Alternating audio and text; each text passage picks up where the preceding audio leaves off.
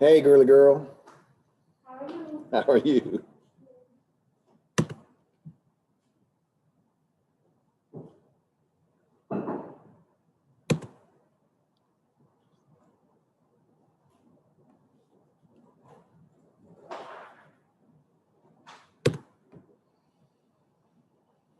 Come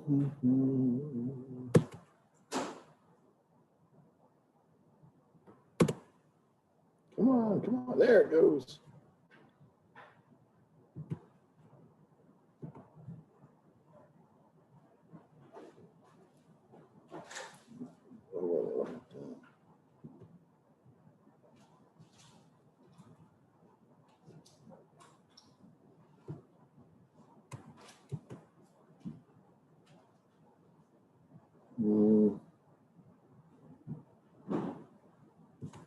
There.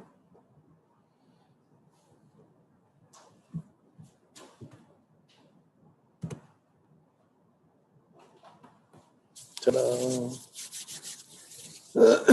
All right.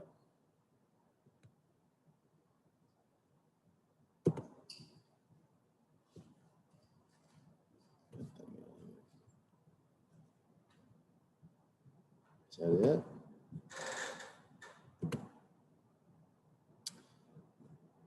Sharing and recording and doing all that stuff. Okay. Still have a couple, 3 minutes.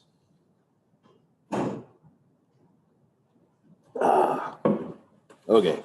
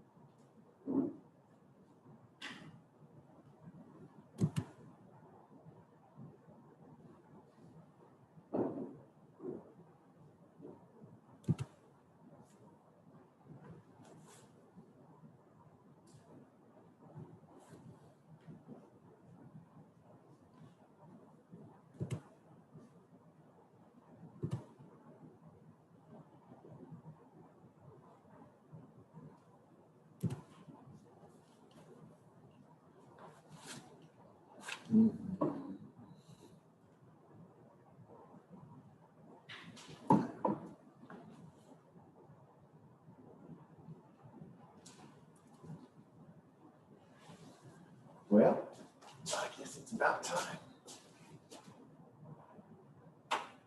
There. Okay, well, it's 11 o'clock. Get these people in here first. And today's Tuesday, March 9th, 2021. You guys are biology 1160 section 2, Tuesday, Thursday class. And today is our first meeting since midterm. So Welcome to the second half of the semester. Gosh, we're halfway finished now. And so if you're here today, I guess you're in it for the long haul, right? You survived midterms. Well, that's good. I hope everybody did well. And so today we're going to start material for our third exam, which is going to cover the nervous system, special senses, and the cardiovascular system. Okay. And that's it. And so without further ado, let's start the nervous system, right? So here we go. The nervous system. Let me grab my pointer real quick. There it is. Remember when we talked about the nervous system way back when we were defining divisions of anatomy? I may have told you that it's actually like two systems in one. At least that's how we treat it in anatomy. It's the central and peripheral nervous systems. There's like two systems in one. So here I have a slide on the organization of the nervous system. The central nervous system, or the CNS, you can call it that, is simply just the brain and the spinal cord. And we'll see why we put those two structures together. They're essentially the same thing, but two parts of it. And then everything else that's not brain and spinal cord, which is outside of the central, like centrally located, get it, is everything to the periphery of it, or the peripheral to it. To the outside of it would be all the nerves. You have nerves associated with the brain, those are cranial nerves, and then nerves associated with the spinal cord, and those are spinal nerves. And we'll talk about them. There's 12 pairs of cranial nerves and 31 pairs of spinal nerves. And those are peripheral versus central. Now, some of the anatomy and the physiology kind of overlap, because some of the anatomy is based on the physiology and vice versa, I guess, you can say that. And so I want to give you a little background on how we divide up the peripheral nervous system, the nerves, okay? The peripheral nervous system, when you PNS, you just think of all the nerves, you know? And of course, some of the nerves are going to be connected to the brain, and some of them are going to be connected to the spinal cord, but it doesn't really matter. All of them collectively, they fall into two basic groups based on the type of nerve fibers they have, okay? And, you know, doesn't matter what they're connected to, they can fall one of these two groups, basically what they do. You have, number one, sensory nerves or sensory nerve fibers. It's a sensory nerve that contains sensory nerve fibers, all right? Sometimes they're called afferent fibers. The word, remember, afferent means toward, you're going toward something. And what you're talking about as far as that direction, moving toward, what are you moving toward? Well, the impulses are directed toward the central nervous system, okay?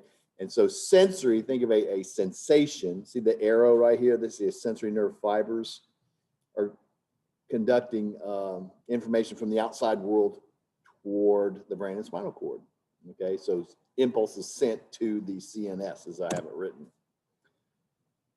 Everything else is a motor fiber, and sometimes motor fibers are called efferent, where afferent means toward, efferent means away from, you know, away from the central nervous system, out toward something.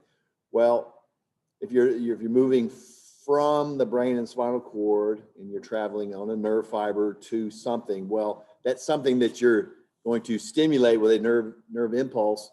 It's called an effector, okay? So afferent fibers are directed towards effector. That's a key buzzword there when you're talking about the nervous system. There's always going to be receptors and effectors, all right? And what are the effectors? That's just a fancy word for those things that are that respond to a stimulus. You know, what would they be? Well, there's only really two things it could be: a muscle or a gland. And of course, you have different types of muscles. Remember, we had three categories of muscles. We had cardiac muscle, smooth muscle, skeletal muscle. Those are all effectors, all right? And then glands, we had all kinds of glands. We had exocrine glands, endocrine glands, et cetera, et cetera. And of course, those are stimulated to secrete. Muscles contract, glands secrete, and they're turned on or activated by nervous impulses. And those are all be motor fibers or motor nerves or efferent fibers or efferent nerves, okay? They all produce some kind of response.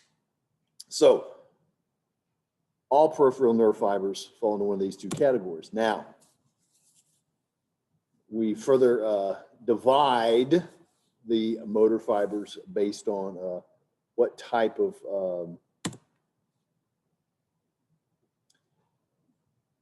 response there is, because your motor fibers are could be voluntary or involuntary.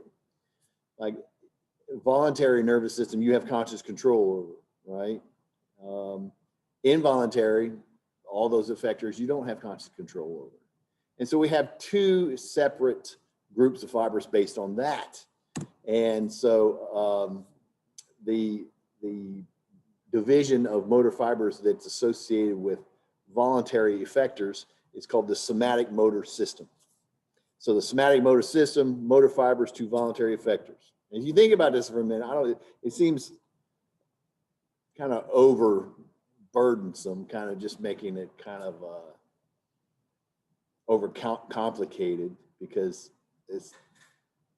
why don't you just say it's the skeletal muscle motor system? I didn't name this. This is what they call it.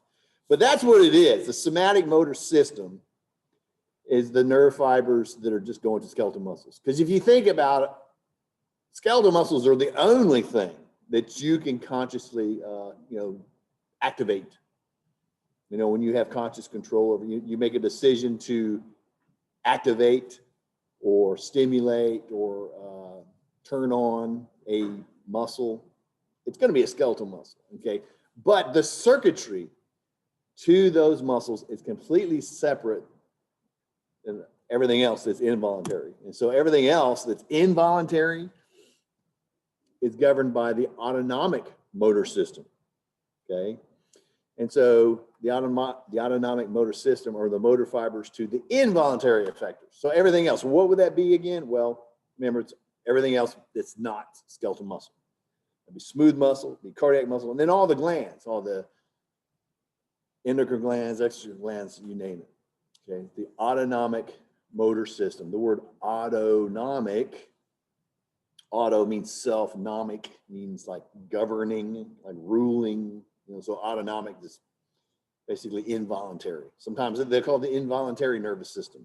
There you go, same thing. Now, one more thing. Got two divisions of the autonomic nervous system. So, oh my God, when is this going to end? Well, right here, because the autonomic nervous system, if you think about it, you have nerve fibers, all right, and you have effectors, but it's all involuntary. How do you turn things on, turn things off, that sort of thing. It's simple. It's more complicated than just activating and non-activating. All right. There's two sets of nerves that plug into the effectors, and this is a great graphic right here because it shows you the central nervous system. All right. And then this shows you the peripheral nervous system, which is going to be what's between the central nervous system and all the effectors. And so here's some example of effectors that are plugged into motor fibers, all right? And, these effectors will respond one way or the other, okay? And so the autonomic nervous system, it's two divisions based on the response of the effectors. The first division is called the parasympathetic nervous system. Parasympathetic. Sometimes, in parentheses, it's known as the cranial sacral division. See this word cranial sacral? Because that stands for cranial and sacral. So if you look carefully, these motor fibers are connected to the brain. Those are cranial nerves. And these motor fibers down here are connected to the spinal cord, specifically the sacral spinal nerves. So that's how it gets its name. It's cranial sacral division of the autonomic nervous system, because all these effectors are connected to nerves that are either coming from cranial nerves or sacral spinal nerves, and that's it. And then notice there's a big gap right here in the middle, and kind of keep that in the back of your mind for right now. So what's the parasympathetic nervous system do? Well, I'll tell you, it's real easy. The parasympathetic nervous system is nicknamed the resting and digesting division of the autonomic nervous system. Resting and digesting. You think about that, because this is the autonomic nervous system that's in control when you're resting and digesting, when you're relaxing and it's not real, nothing too exciting is going on. You get a lot of smooth muscle activity. You're digesting your food. Like if you, after eating Thanksgiving, you know, you're full of turkey and dressing and all the good stuff. What does everybody want to do after they eat? Oh, you want to go run out in the yard and play football, play catch? Nah, maybe later. I'm going to lay down on turn on the football on TV and let me lay on the couch for a little bit. Everybody wants to crash, you know. So what's going on? Because you're being governed by your autonomic nervous system, specifically the parasympathetic nervous system, the resting and digesting division. It has short postganglionic fibers. If you look at this carefully, these are two sets of nerve fibers. There's nerve fibers that are attached to the nervous system, the central nervous system. Those are called preganglionic fibers. And then those that are attached to the effectors, which are called postganglionic, but they're different lengths, okay? And so here I tell you, the short postganglionic, these are the ones that are like real close to the effectors.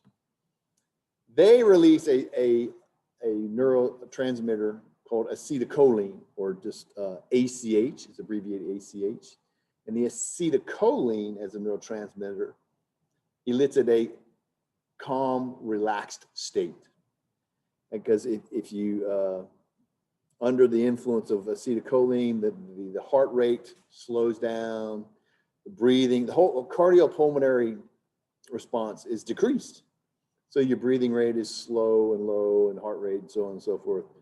However, it kicks into high gear all the smooth muscle activity, because that's where you're digesting. You know, your stomach is churning, you know, processing all that turkey, smooth muscles working, et cetera, et cetera.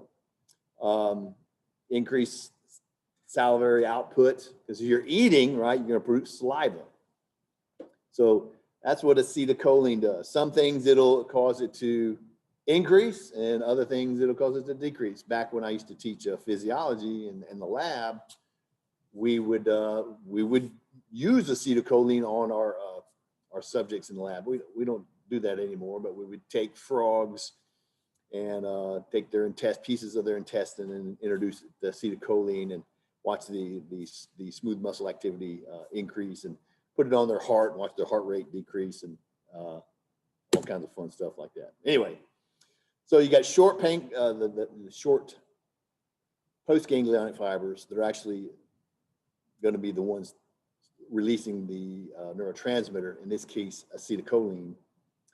And then the other half of it, the long preganglionic fibers, those all arise from cranial and sacral spinal nerves, hence the name cranial sacral division. Okay, so there you go. That's your parasympathetic nervous system. Okay, and so it controls them. Now watch this. The next slide, the exact same effectors, but now they're all plugged into different motor nerves. And notice that all these motor nerves are coming in from that place that was kind of a gap right here in the middle. You see that? So nothing coming from the brain, not much coming from the sacral spinal nerves, but most of the stuff up in here. This is the sympathetic nervous system, or sometimes called the thoracolumbar division. Thoracolumbar for thoracic spinal nerves, lumbar spinal nerves. Get it? Okay. These have real long postganglionic fibers that release a completely different neurotransmitter. neurotransmitter is called norepinephrine, or NE for short. You may have heard of epinephrine. Epinephrine and adrenaline is the same thing. That's what's released from the adrenal gland. It's like on your kidneys. I think everybody's kind of equated adrenaline with a high energy state, right? The sympathetic nervous system is known as the fight or flight division, because it's fight or flight. Because that's high energy. You're excited, you increase cardiopulmonary output, you're breathing harder and heavier, your heart rate, your pulse is up, all that kind of activity is increased. However, if you introduce norepinephrine to smooth muscle, it actually causes smooth muscle activity to decrease. So everything's completely opposite. Salivary output, under the control of the sympathetic nervous system, your salivary glands cease the production of saliva. Okay, that's why your mouth gets dry. Like if you're nervous or excited, or you ever watched like a boxing match or a wrestling match, and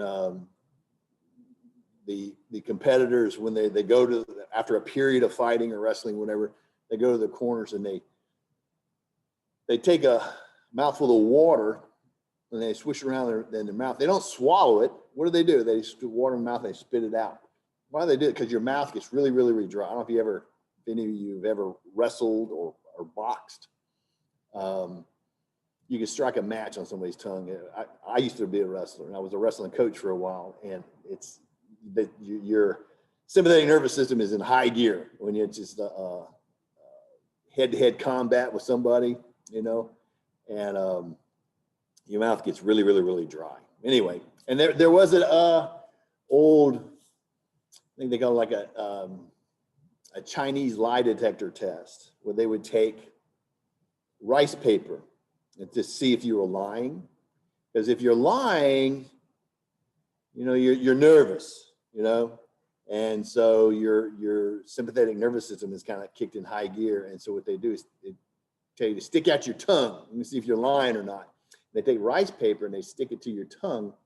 If they could pull it away, if you got saliva on your tongue, the rice paper is going to stick to your tongue and you're not going to be able to pull it off. But if you could put rice paper on somebody's tongue and pull it away and it's unharmed, it doesn't get wet or it doesn't tear, then you're nervous, and so you're nervous, you must be lying. So anyway, so fight or flight division, completely different nerve fibers from different origins, different neurotransmitter. And you'll learn all about these type of neurotransmitters and others in physiology. But basically, I just want to tell you about the anatomy of the nerves and how they got their name in this class. Okay, so completely different neurotransmitter, and they're long post-ganglionic. The pre-ganglionic fibers are short. They come out just for a short distance and they synapse with, you see, this looks like a row of golden pearls or something that's the parasympathetic chain ganglia, we call them. We'll see a bit more about those later. But they come out and they synapse right here. These are the short preganglionic fibers that come from the thoracic and lumbar spinal nerves in this area here. This is this blue area and a little bit of, what color is that? Kind of pink area. Those are thoracic and sacral, or thoracic and lumbar spinal nerves. So the thoracolumbar division. Thoracolumbar, same thing as sympathetic. Okay, well, that's how we divvied up. And we'll talk more about the actual anatomy of the nerves. We'll try to generalize a nerve, and they're all pretty much structured the same thing, but they, connect to different parts of the central nervous system. Okay, so now let's talk about the central nervous system. What we're gonna do is we're just gonna go from the brain and go through the spinal cord, and then we'll finish up with all the nerves, the peripheral stuff. So let's talk about the brain. What is the brain? I suppose you had no idea what a brain was. You'd have to Why do zombies like brains? Did you hear about this? My son was telling me about it, but I didn't believe him until I saw it myself, that the CDC, the Center for Disease Control, is putting out literature on how to survive a zombie apocalypse. Can you believe that? Did you see this? It's, what? Oh my gosh. Oh, I don't know. I don't know how much crazier can this world get? Well, okay, now we're talking about zombies. Really? The Center for Disease Control, these people that we are entrusting to develop and administer a vaccine for a worldwide pandemic. Okay. Maybe. All right. So anyway, let's talk about the brains. What is the brain? Here, I tell you, the brain is in a large anterior and or superior in humans of the central nervous system, protected by bony armament, the skull. I'm going down this road because when I first was telling y'all about osseous connective tissue, remember the development of bone for the first time? I said, bone does all kinds of great stuff and it has its functions, but its first and primary function, how it came into being, is to form the skull and to protect the brain. Before there was brains, there was no bone, there was no skull, there was no need for it, no driving force to have this mineralized hard tissue to protect anything. Well, in the advent of a brain, a pretty important part of the animal, because it contains all the sensory information, all right? And you need sensory information to find food and mates and territory and everything, all your resources, all right? And so here we got one end of the animal that develops the brain, of course, is encased by bone, et cetera. And so here, I tell you, the evolution of the brain is the result of cephalization. Cephalization is the formation or just the evolution of a head. It literally means the head formation. And if you look at the brain, here I tell you, in comparison to the remainder of the nervous system, the brain contains a disproportionate number of neurons. And it's 100 billion neurons. Remember, neurons are the functional nerve cells of nervous tissue. How many neurons are in the spinal cord? I don't know. I just got this number from somewhere. Somebody said this, about 100 billion, 100 billion, 100 zillion, 100 quadrillion. I don't know, it's a lot. But anyway, what it is, the brain, it's really just an anterior end of the nerve tube, because not all, you would think everything has a brain, but not all brains are created equally, across the animal kingdom, or the organisms. All vertebrates, fish through frogs, lizards, birds, and humans, their brain develops the exact same way. And of course, lizards can't do calculus, and fish can't, sing or whatever. But so their brains are limited, but they form the exact same way. And to understand the brain and how it comes from, a lot of times I like to look back at its where it came from for developmentally. So I spent a little bit right here on the brain embryology.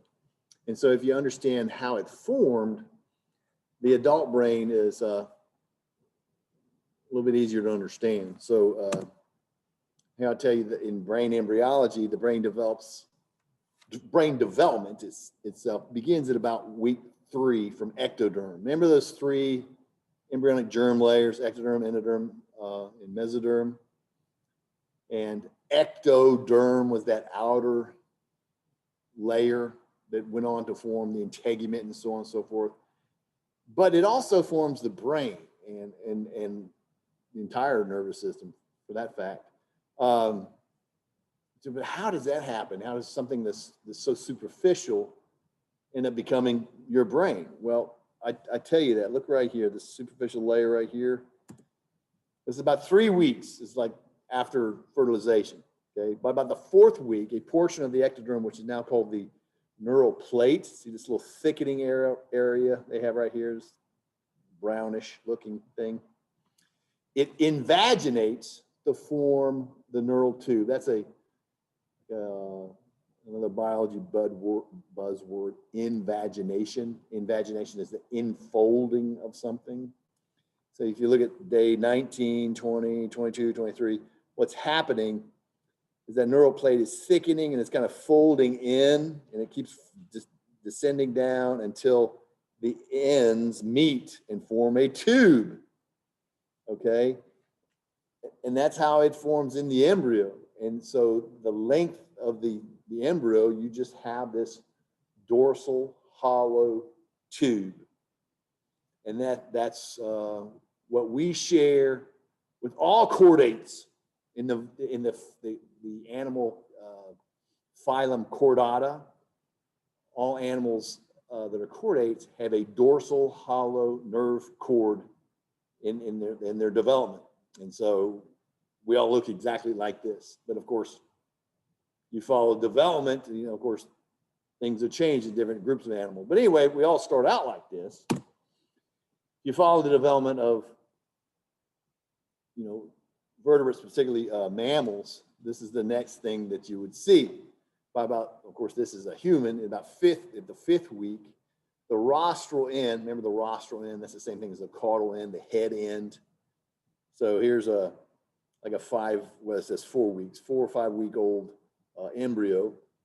You've got this tube, but then the rostral end becomes the end that's destined to become the head, starts to produce 3 enlarged swellings. And so these swellings are called primary brain vesicles.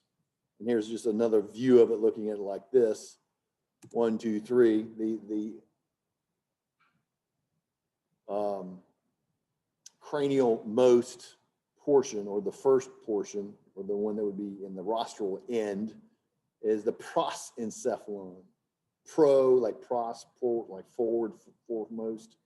This is what we call the forebrain. So all this big blue area is the forebrain, or the prosencephalon. The portion that's in the middle, this purple area, see purple right there, is the mesencephalon. And of course, mes means like middle, so we call that the midbrain. And notice the suffix here is the same, encephalon, encephalon. It's always some kind of encephalon, which means, brain. And then the third part down here, that's the rhombencephalon. Now remember, rhomb doesn't mean hind, but we just refer to this last part as the hind brain, okay? And then these 3 swellings will be retained in what's going to become the head and enclosed by a bony skull. And so the rest of the dorsal hollow nerve cord, or the nerve tube, is retained and exists as the spinal cord. And so that's, I've always said this, the brain and spinal cord are the same thing, or they come from the same thing. It's just that the brain is the anterior most portion of the spinal cord that becomes modified, because it's going to serve a lot of sensory structures on that end of the animal. Because if you look at the opposite end, what's going to occur way down here? Well, it kind of tapers off to a tail. And that's what you have, a tail. There's not a whole lot going on with your tail. You can't sniff with your tail. You can't look around with your tail. You can't feel a lot of stuff with your tail, right? Apes don't even have a tail, right? So put everything else at the other end. So there you go. So again, the caudal end of the neural tube beyond the rhombencephalon becomes the spinal cord. Now, after the 5th week, the secondary brain vesicles develop further to form primary form 5 secondary brain vesicles. The prosencephalon forms 2 new things. See, all of this was prosencephalon. Comes the telencephalon, which I put literally what it means, but nobody calls it the end brain. They just call it the telencephalon. This, what color is that? Orange, kind of orange area right here on the end. Tel means like terminal at the very, very end. And then diencephalon doesn't really interpret or translate very well either. That's it's a pretty significant part here in the middle. We're going to look at that part of the brain right there. But these two portions came from prosencephalon. The mesencephalon, that midbrain, doesn't really form anything new. It's just retained. It becomes a little bit larger right here in the purple part. So as it forms nothing new, just becomes larger. But the rhombencephalon, the last part, forms two new portions. These are secondary brain vesicles known as the metencephalon right here, this yellow part. And then all this big green part down here, it's called the myelencephalon. So these are your 5 secondary brain vesicles.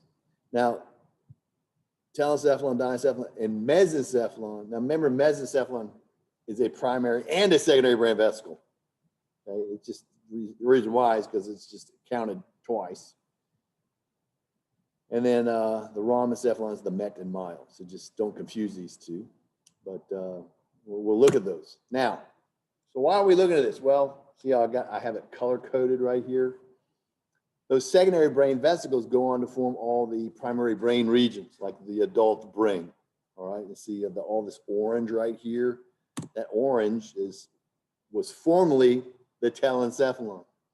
That's now in your brain. That's the cerebrum. All right, so the cerebrum comes from the telencephalon. The diencephalon, the blue part, it has there's portions of the diencephalon that we'll talk about. It's just retained as I guess an adult part of the brain. But we'll see the portions of that. The mesencephalon, everything underneath the diencephalon is all this blue.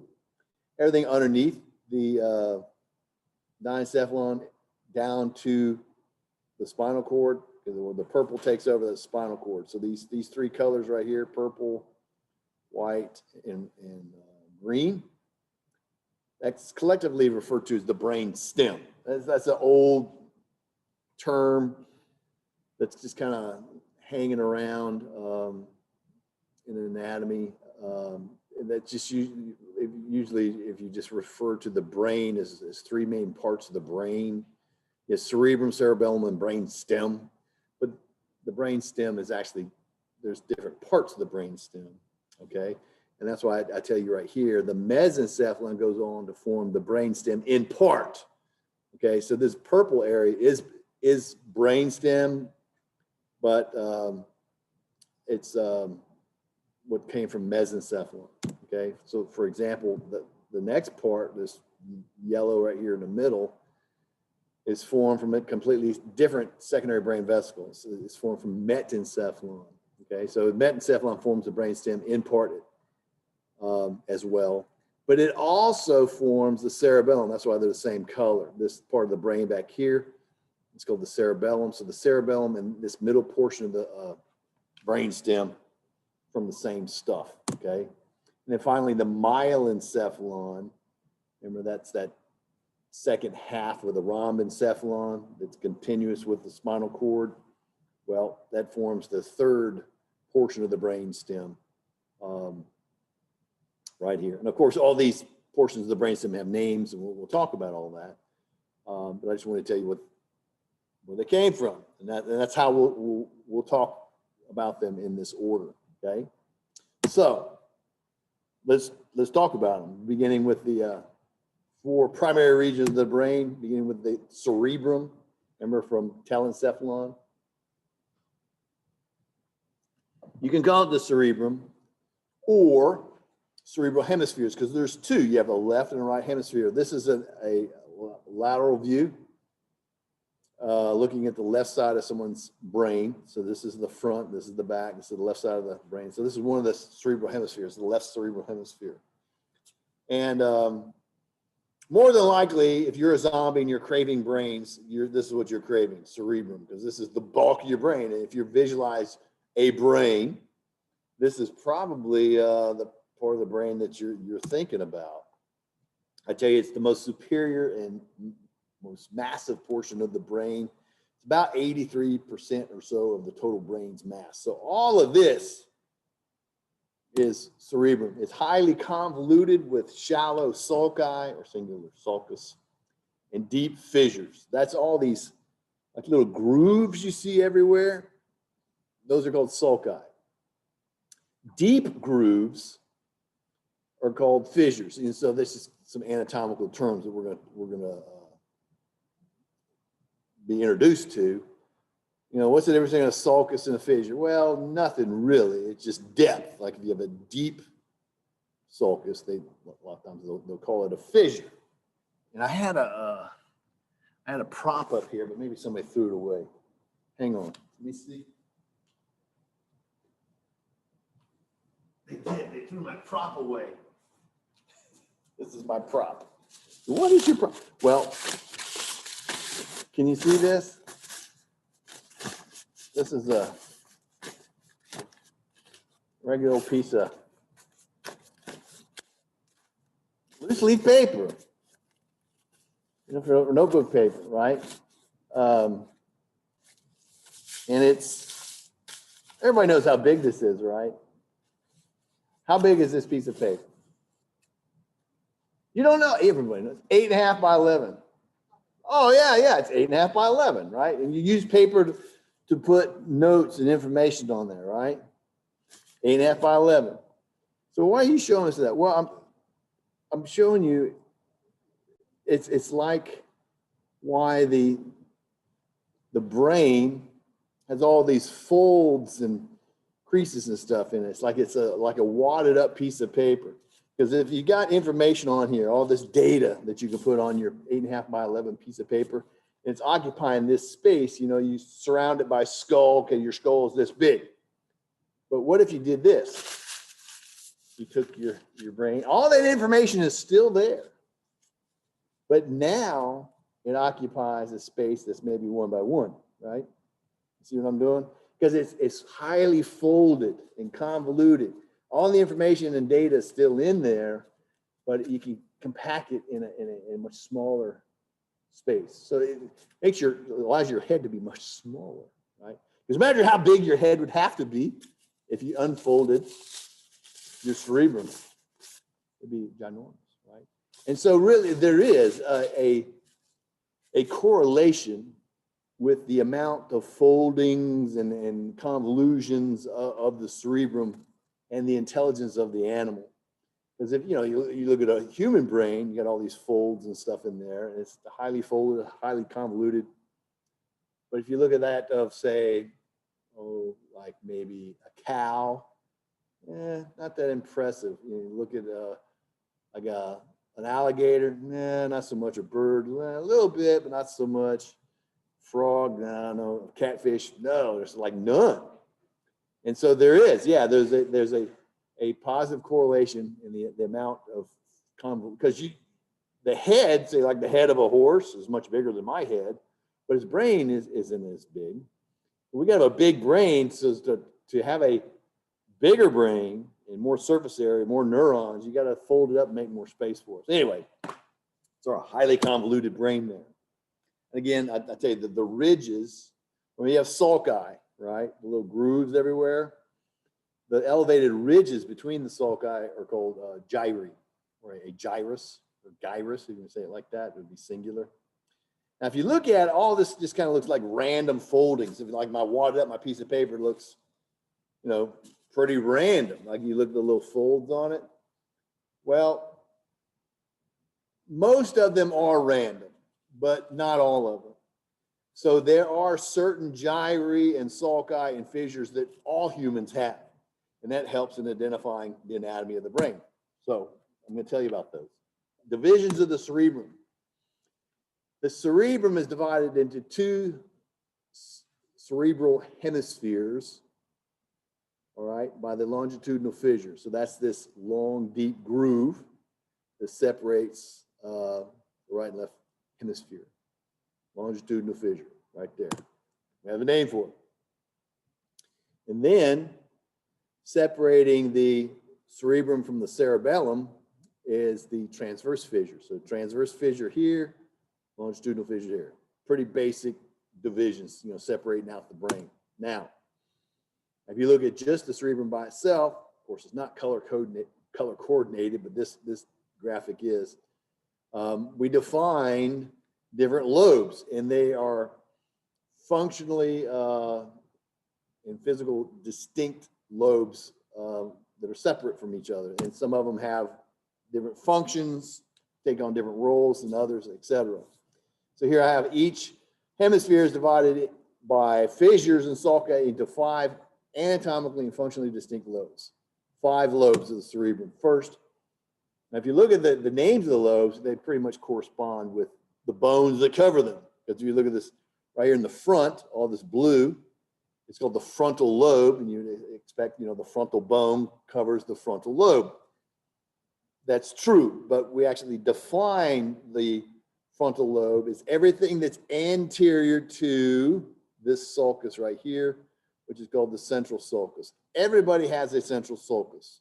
All humans do. And you have central sulci on both hemispheres. And so everything that's in front of that is frontal lobe. Okay?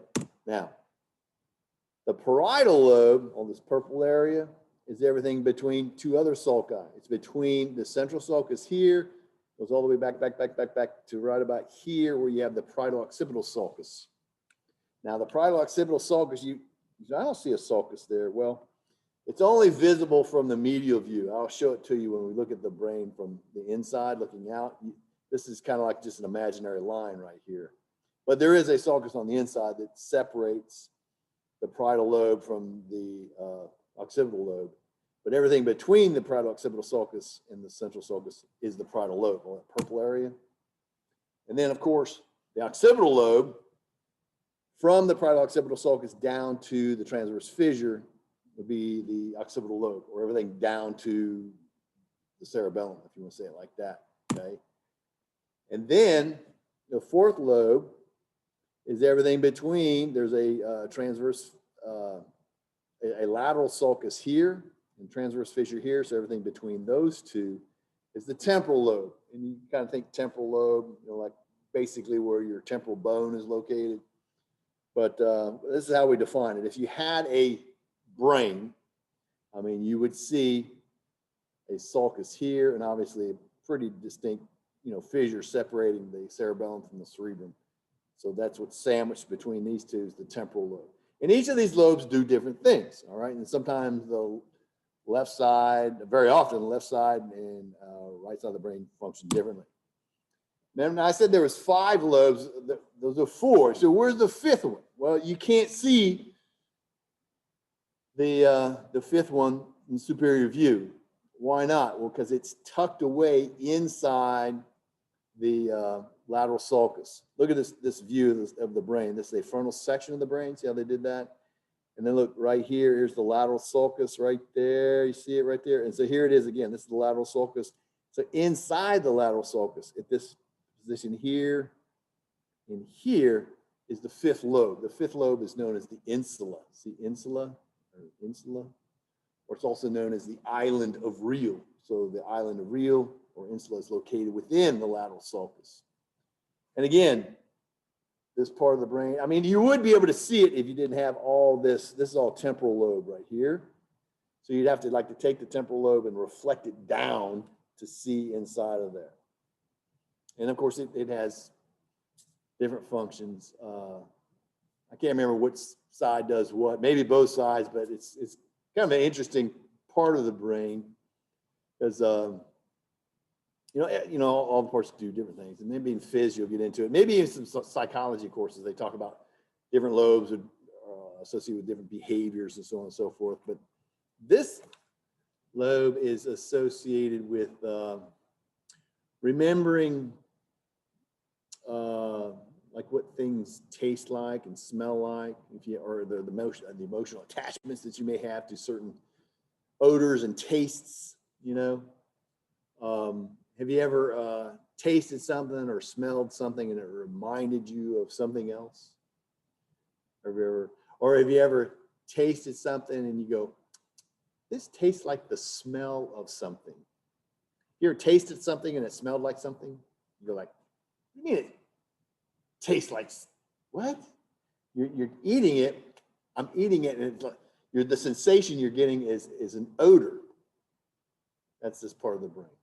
I remember the first time that happened to me. It was the first time I ate a peach. Was it peach? Yeah, peach. You know, with the pit inside. I don't know. I was what 3 or 4 years old or something like that.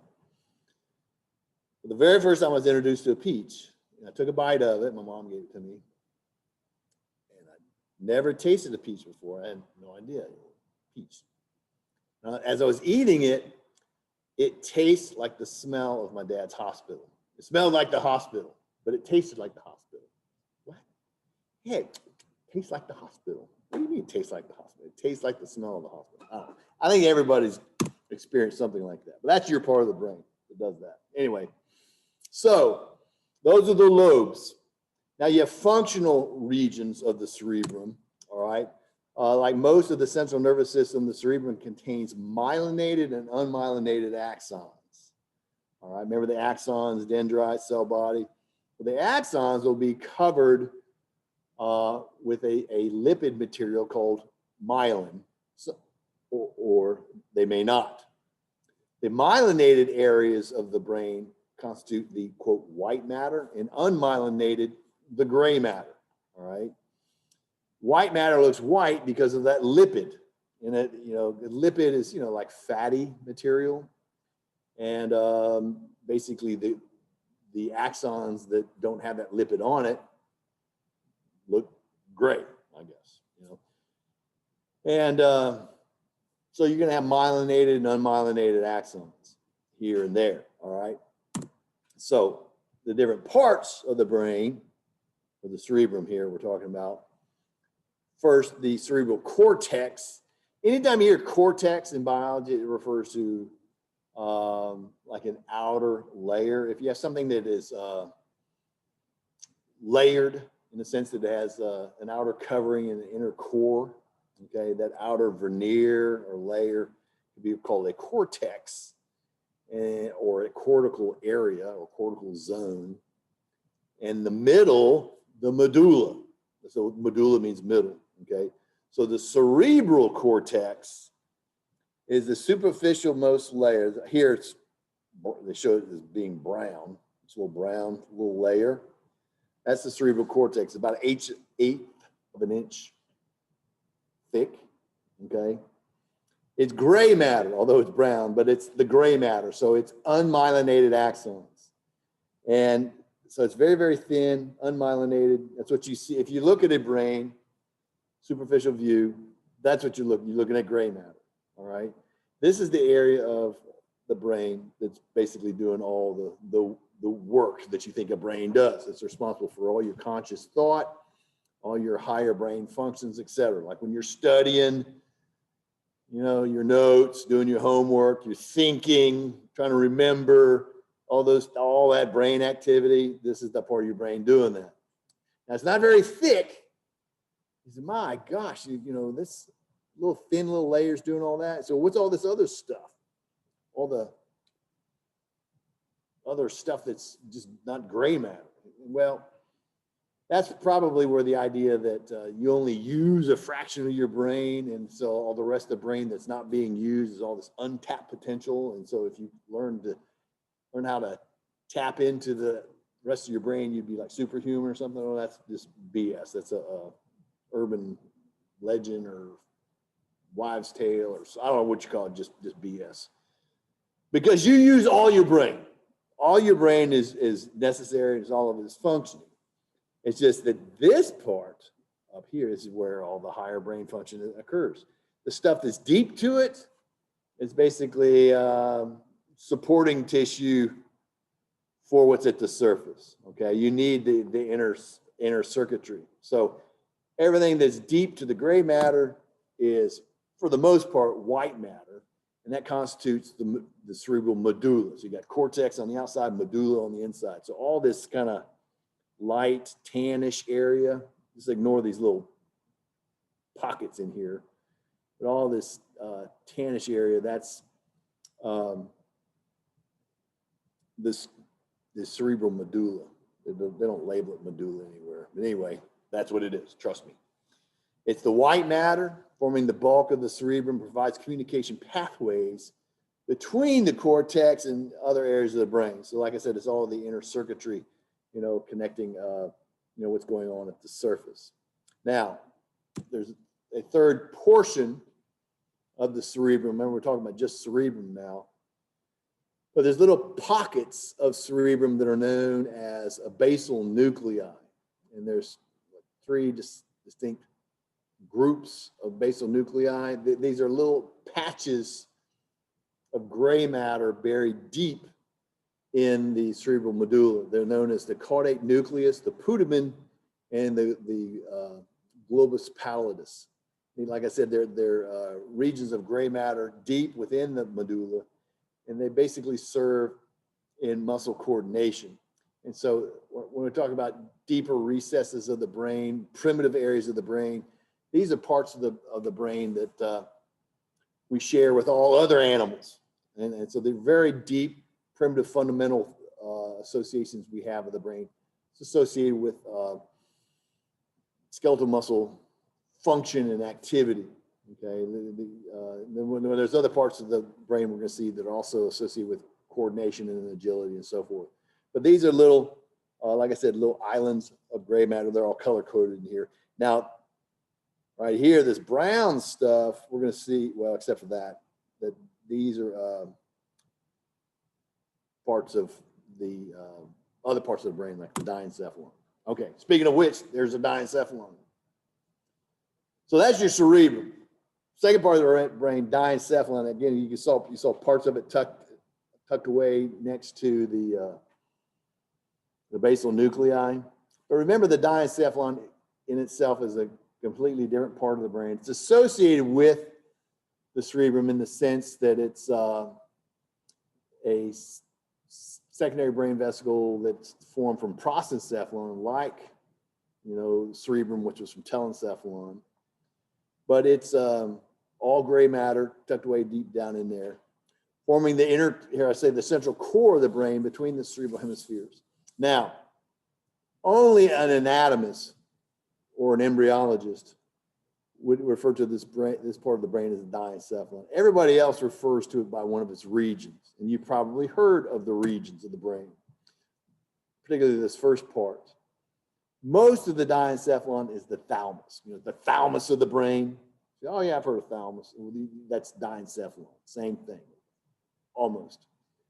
80% of about 80% of the diencephalon is thalamus. So it's the bulk of it. So there's all this kind of goldish area I've got pointed out right here is the thalamus. It forms the lateral walls of the third ventricle. Remember the brain, it came from a dorsal hollow tube, right? Hollow tube, that's the key thing.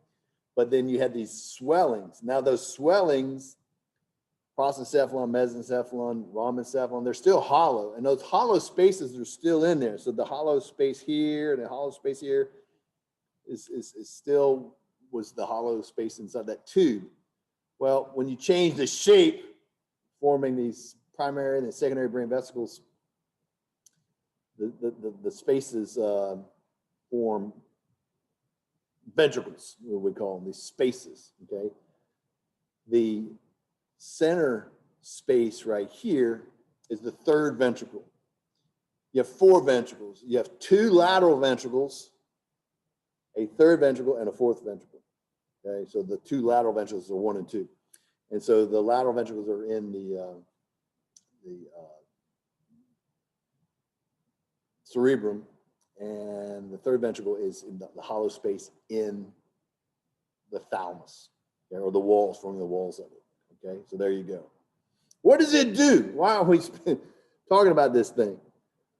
Well, it's important because it relays information from the cerebral cortex up at the top, all that gray matter, to several diverse regions of the brain. Information from every sensory system, except olfaction, except the sense of smell, all the other sensory information synapse here before reaching the cerebral cortex. Okay, so sight, taste, hearing, all that information comes into the thalamus.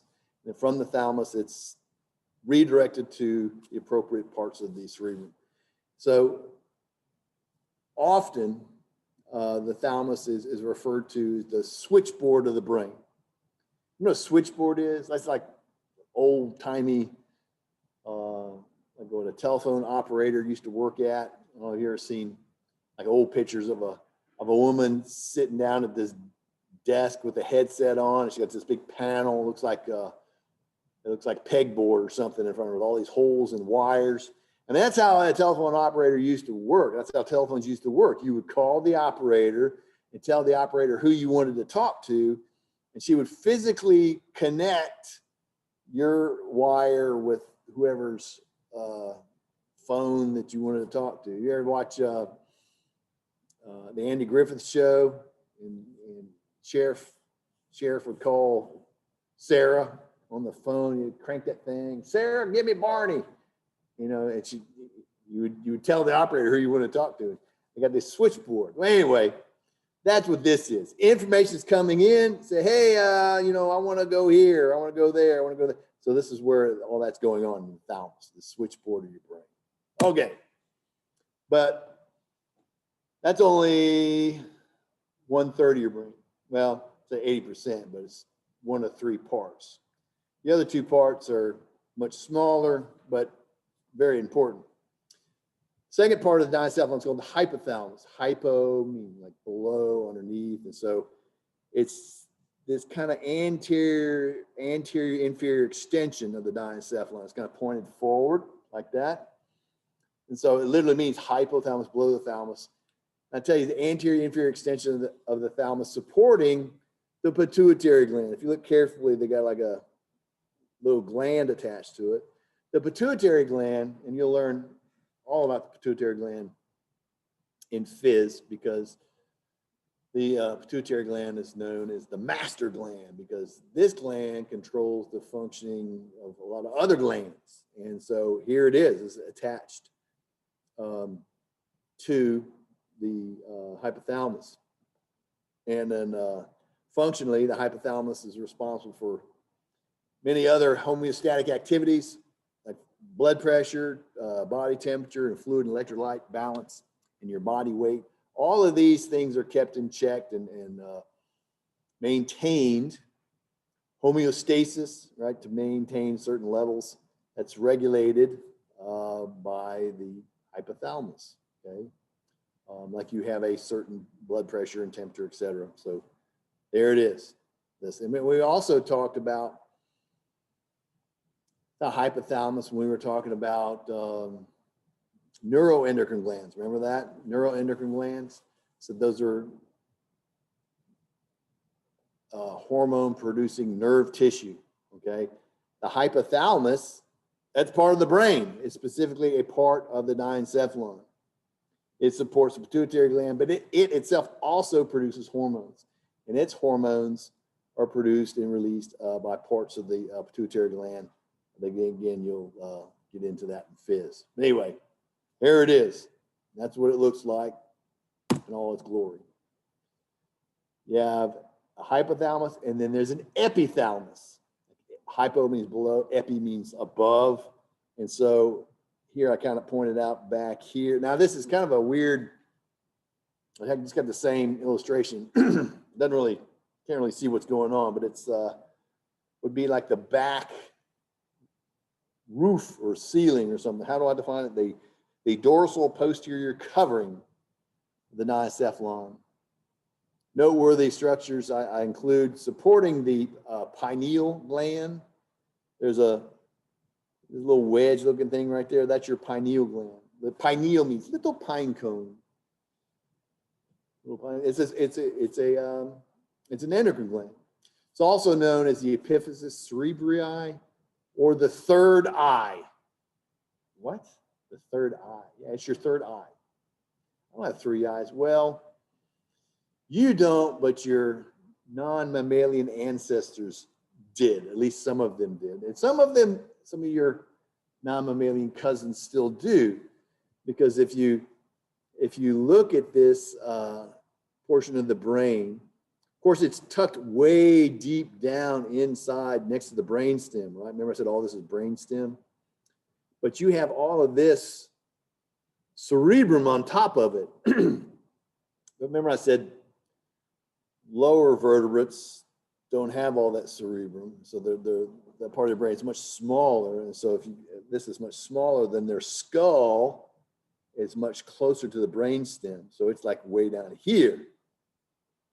And it is true that some lower vertebrates, some fish, amphibians, and even some reptiles, that the part of the brain is open right here, and this part of the brain is exposed to the outside world. And it is influenced by the presence of sunlight. And so in that sense, it's an eye. It's a third eye. Because you think about what your eyes do. What do your eyes do? They detect light, right? Well, this part of the brain would also detect light and secrete hormones, produces melatonin. When you think melatonin, what do you think about? Why do you take melatonin? You can take artificial melatonin or supplemental melatonin. Your body naturally produces melatonin, but what does melatonin help you do? You know? No, not melanin, melatonin. Mm-hmm. It makes you sleep. Yeah, sleep. Yeah, this part of your brain regulates your diurnal cycles. Diurnal means like daytime, nighttime cycles. Because your physiology changes at night when you're sleeping versus when you're awake, you know? Everything about you. And so this part of your brain, that's what it does. It kind of keeps you on track for daytime, nighttime activity. And so these primitive animals, top of their head would detect sunlight, and then its physiology, you know, would respond. And of course, the lizard is out running around, and the sun goes down. That part of his brain goes, "Oh, the sun's going down. You better go find some place to go take a nap," you know, because there might be a mammal creeping around at night that's going to want to kind of eat you. So, you know, that changes their behavior and so forth. Now, of course, you say, well, this part of the brain isn't exposed to sunlight in any mammals. No, it's not. But it still produces melatonin, all right? And it has been discovered that there are tracts from the optic nerves, which are, you know, associated with your eyes, which also detect light, that those tracts do innervate the pineal gland, and so influence its secretion of melatonin. So it still is affected by the presence of sunlight or not. There's been studies on humans. Have you ever seen these kind of studies where they would put an individual in a room, just a room with no windows, no clocks, no nothing. They have no communication to the outside world, and then study you know, their behavior. When are they going to get tired and take a nap and sleep, you know, for their normal nighttime sleep? And it's for the first day or two, it's kind of normal. Like they would, you know, want to lay down and sleep like the normal bedtime. But after a couple of days, man, they get all messed up, and they don't know when it's daytime. They don't know when it's nighttime because they can't see outside. There's no sunlight affecting their body.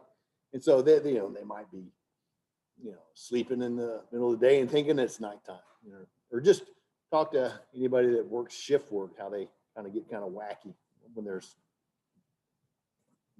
daytimes and nighttimes get all messed up. Anyway, is that your part of your brain? What else? Oh yeah, one more thing that's pretty important too. So that's pretty cool. The pineal gland, or the little pine cone, or the third eye, or epiphysis cerebri. But there's also, and you don't see it here, it's not pointed out, but right about here is the choroid plexus. And the choroid plexus is like a special capillary bed that releases cerebral spinal fluid. So it produces cerebral spinal fluid. Because remember, this is a hollow space of the brain. This is the third ventricle. And your CSF, or your cerebral spinal fluid, comes from the choroid plexus, which is basically your blood serum. Once it's in the ventricles of the brain, it's not blood serum anymore, it's a cerebral spinal fluid. And of course, the cerebral spinal fluid travels in the hollow ventricles of the brain, and then it's actually released. See, there's a little opening right there. And so it surrounds the spinal cord and brain. So basically your brain and spinal cord are suspended in this fluid called cerebral spinal fluid. Okay, but that's where it comes from, your choroid plexus, and that's associated with your epithalamus. Okay, now for the brain stem. Here's the brain stem. Now this is the brain stem plus the diencephalon, which is right here, the thalamus, and there's your little pineal gland and so forth. These are third ventricle right here. Here they are on the front. But the brain stem, remember the brain stem is not just one thing. Early anatomists thought it was one thing because they thought the brain just like a mushroom, just had a top and a stem, you know, the cerebrum and the stem. But the stem comes from 3 different secondary brain vesicles, okay? And so here I talk about them. Number 1, the midbrain. All this right here is midbrain, but there's different parts of the midbrain, you know, anterior and posterior. Here I tell you the midbrain develops from the mesencephalon, connecting the hindbrain to the forebrain, and of course, its major regions include the cerebral peduncles. And if you look at cerebral peduncles, it means like the feet of the cerebrum. They kind of look like columns going up like this. Kind of looks, I guess early anatomists thought they were like, had some kind of structural significance, like supporting the cerebrum or something, but they don't. That's not what it is. It kind of looks like that. But these right here in the front, that's all midbrain, but specifically here in the front and then here on the side right here, those are cerebral peduncles. What are they? Well, those are just spinal tracts to the medulla oblongata, this part of the brain down here, which is from rhombencephalon. But anyway, second part of the midbrain are the corpora quadrigemina. See these 4 things in the back? Corpora means bodies. Quadrigemina means quadruplet. So the quadruplet bodies. So it's 2 sets of twins or quadruplets, but we distinguish the top pair from the bottom pair. The top pair are called the superior colliculi, or its singular would be a colliculus. And then the bottom pair are different. And functionally, they're different. They're called the inferior colliculi. What do they do? Well, the superior colliculi, the top half of the corpora quadrigemina, are associated with visual reflexes. Like reflexes associated with your eyes. You know, like if you flash a light, you know, you'll flex or whatever. And the auditory reflex is like your response or your reflex to a loud sound or a loud noise. If you hear a loud bang, you know, you don't think about to jump or squint your eyes or, you know, take cover or whatever. That's a reflex. So that's your reflex associated with some kind of sound, or your reflex associated with some kind of something you see, you know, those auditory visual reflexes. And that's that part of your brain right there. So you think about it, this again, real primitive part of the brain. That's what they say the brain stem is, the most primitive part of the brain. And we say primitive because it's that part of the brain that you share with other non-humans. So like all other mammals have this part of the brain that's associated with, you know, because you can scare a cat, right? Watch the cat take off running or whatever. And, you know, that's a reflex. And so the cat, you know, has these parts of the brain as well. And so cats and even the non-mammals, you know, still real primitive part of the brain right there. So you don't think about that. So second part of the brainstem, the pons, the big swollen part in the front right here. That's the it's also from metencephalon, from embryonic metencephalon. What does it do? It contains nuclei concerned with sleep, posture, respiration, swallowing, and bladder control. So where's all this come from? All those kind of activities, again, primitive parts of the brain. These are kind of things you don't really think about. They're kind of just happen. And again, we share with other non-humans, okay? And then the third part of the brainstem is the medulla oblongata from the myelencephalon. Mesencephalon, metencephalon, now myelencephalon. The myelencephalon contains nuclei associated with heart rate, vasoconstriction, like the vasodilation, the constricting of blood vessels or not, breathing rate, how fast you breathe and how hard you breathe. Other functions or responses like coughing, sneezing, hiccuping, also sweating, vomiting, all kinds of other functions. Again, all real primitive functions associated with the medulla oblongata. Okay, so there you go. Now, the fourth part of the brain is the cerebellum. And if you look at the word cerebellum, it literally means little brain, like a shy little brain, because if you look at it, it looks like a separate little entity. It looks like a miniature cerebrum, okay? And it is a lot like a miniature cerebrum in the sense that it has two hemispheres, and they're connected to one another, et cetera, et cetera. Kind of does its own thing. So what does it do? Well, here I tell you, it's from the embryonic metencephalon, just like the same thing from the pons. Here's your pons right here in the front. So the pons in the front and the cerebellum in the back are related because they're both from metencephalon. The cerebellum has two hemispheres, like I said, a right and left cerebellar hemisphere. So don't confuse cerebellar hemispheres and cerebral hemispheres. They're completely different, okay? The cerebellar hemispheres are connected by a vermis. This is the vermis that unites the two, and you kind of see a section in the middle there. What does it do? Well, remember I was telling you about the basal nuclei that are associated with muscle movement and coordination. Well, this part of your brain is also associated with that as well. Here I tell you it modulates and coordinates voluntary movements of the limbs, maintains muscle tone and posture, coordinates eye movements, and helps with learning motor skills. And so your agility and how agile you are is associated with this part of your brain.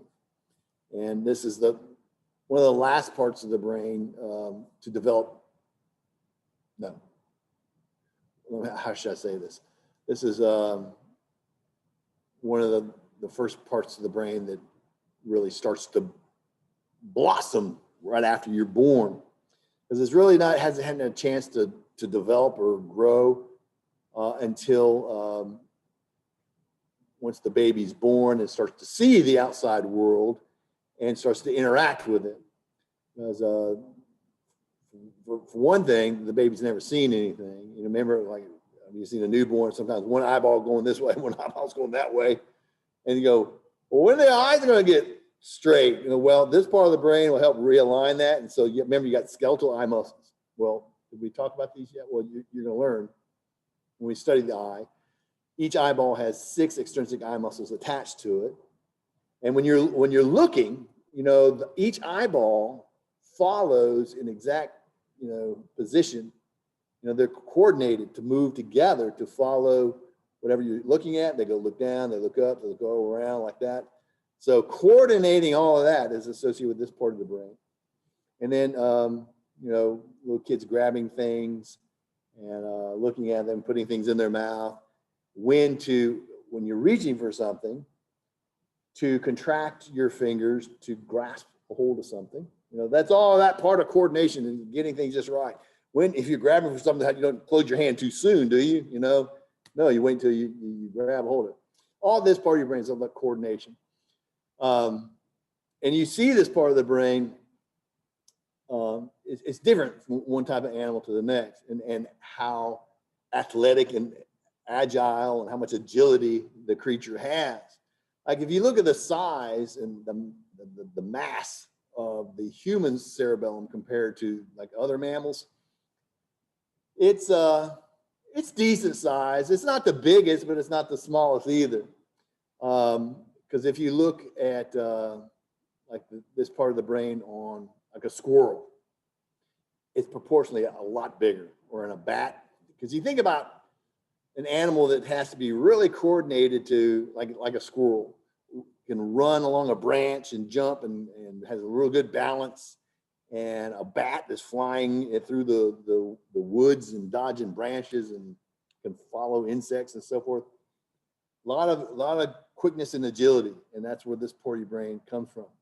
Now, humans, like I said, we're pretty good, but not as good as some other creatures. But if you look at like this part of the brain on a cow, not big at all. It's actually probably the smallest poor cows. You look at a cow, but what does a cow have to do? A cow doesn't have to like run on a on a telephone line or a branch. They just kind of plod around in a flat field with no challenges and just eat and poop. They don't do nothing. You ever heard of cow chumping? Everybody knows somebody who knows somebody that's actually done this, but I don't believe it for a second. But anyway, the cow chumping, the idea that you can sneak up on a sleeping cow and push them over, and they boom, he pushed over but you got to agree that they're not very coordinated. Have you ever seen a cattle grate? You know what a cattle grate is? You don't have to put a gate up to keep some cattle, corralled in. You put this cattle grate, and they look at that. They go, "Oh, I can't traverse that. I don't trust myself stepping on those pieces of steel." But anyway, this part of the brain's small because they're not very coordinated. So anyway, that's what this is all about. So let's quit there. And next time, which is Thursday, we'll talk about protection of the brain and spinal cord, ideally looking at the membranes that enclose the brain and spinal cord. Okay, well, that's it. And I will see you guys Thursday. No questions? Or do you have any questions? Anybody? No? You sure? Okay, I will see you then.